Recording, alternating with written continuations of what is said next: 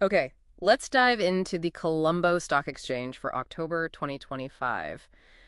Because, well, the sources you shared paint a really strange picture, don't they? They really do. It's one of the most counterintuitive dynamics we've seen. Yeah, so our mission here is to figure out this paradox. We've got this broad market rally, strong gains, but at the same time, foreign investors were just heading for the doors. That's exactly the core conflict. You have the ASPI, the All Share Price Index, hitting a new year high. It gained what, plus 3.21%? Too high. Yeah, but simultaneously, our 5.68 billion in net foreign capital just left, vanished from the market. Which logically makes no sense. A market losing billions, especially foreign institutional money, you'd expect it to tank, not soar. Precisely. And the divergence is stark when you look closer. Right, the S&P SL20 index, the one tracking the big institutional quality blue chips. Barely moved. It managed, I think, just plus 0.43% for the entire month.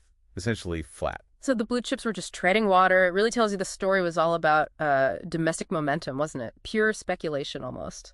Oh, absolutely. Yeah. And the velocity of that speculation is fascinating. We're not talking about, steady buying. No. We saw some wild moves like SMB leasing.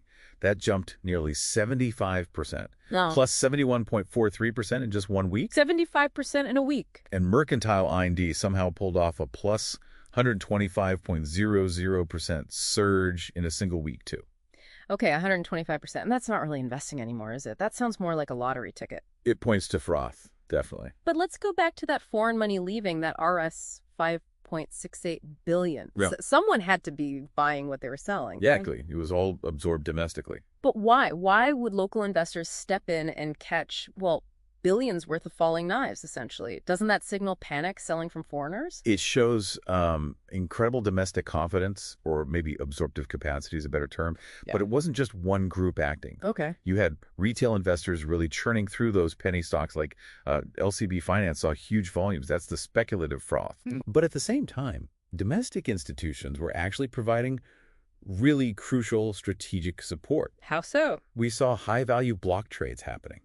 Think big chunks of shares in quality names like Commercial Bank, COMB, and JKH. Ah, okay. So institutions were picking up quality on the cheap from foreigners. It looks like it. They were strategically positioning in blue chips while retail chased the momentum plays. So, yes, confidence, but targeted confidence. Got it. So it wasn't just blind buying mania. What gave them that confidence? What was the structural support? Macro stability was key. The central bank held the policy rate steady at 7.75%. That helps keep borrowing costs stable. Right, predictable rates. And crucially, the IMF came out publicly Mhm. and basically validated the country's economic recovery, post-debt restructuring. That external stamp of approval, that must have helped sentiment quite a bit. Immensely. It gave domestic players, both retail and institutional, a sort of structural certainty.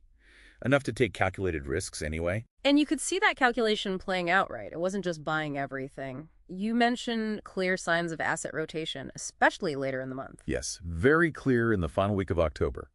Money moves quite aggressively out of defensive sectors. Like what? Food, beverage, and tobacco took a noticeable hit, down about 3.14% in that last week alone.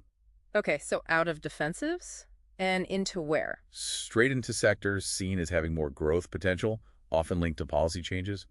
Energy jumped plus 3.89%. Healthcare was up plus 3.78%. Interesting. So investors were positioning for maybe positive news on infrastructure projects or utility pricing reforms. It strongly suggests that. You saw stocks like DOCKYARD continuing their climb, likely linked to anticipation of new contracts. It's about playing potential policy shifts. So wrapping this up then, what's the big takeaway for you looking at the CSE in October? Well, it really hammered home that, for now at least, the market's immediate direction is almost entirely in the hand of local liquidity and local sentiment. Which kind of justifies the valuation multiples creeping up a bit. The PER went from 9.72 to 10.06, right? A moderate expansion. Exactly. Domestic players were willing to pay slightly more based on that local confidence and macro stability. But there's a catch, maybe. You mentioned profit-taking in the blue chips at the very end. Yes, that's important. The S&P SL20 actually lost 8.84% in that final week. Sharp pullback, meaning its previous weekly closing high, 6,266, is now looking like a pretty critical resistance level. a ceiling, almost. Right. So here's something for you, the listener, to think about. If the big domestic institutions come back buying in November, if they manage to push and hold the blue chips above that 6,266 resistance, how quickly might those foreign investors, the ones who've been selling consistently for months, suddenly think, maybe we got this wrong. Maybe it's time to jump back in. Could that be the catalyst for reversing the foreign outflow trend? That's the big question heading into November.